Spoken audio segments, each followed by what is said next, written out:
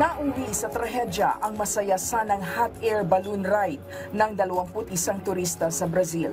Sa video, makikita kung paano dumausdos at nagliliyab ang hot air balloon.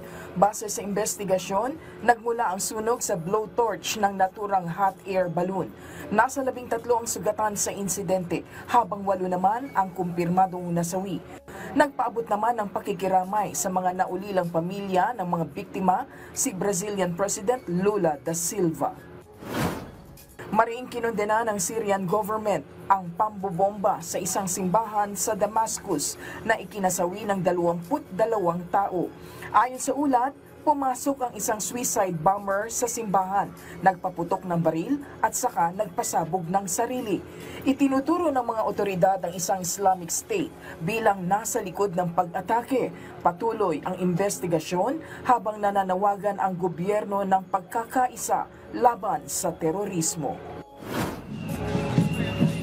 Sa Europa, LGBTQ-friendly tourism ang isa sa naging pangunahing layunin ng makulay na Europride sa Lisbon, Portugal.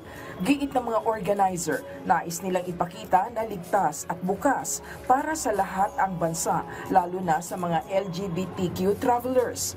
Ayon sa grupo, umabot na sa 2 milyong LGBTQ na turista kada taon ang bumibisita sa Portugal at nagdadala ng halos 2 billion euros na kita sa kanilang ekonomiya. Sa pamamagitan nila ng paglulunsad ng mga Pride event, hinihikayat nila ang iba pang lungsod na makisali at makisaya para mas dumami ang destinasyong nagpapakita ng pagkakapantay-pantay sa kanilang sektor.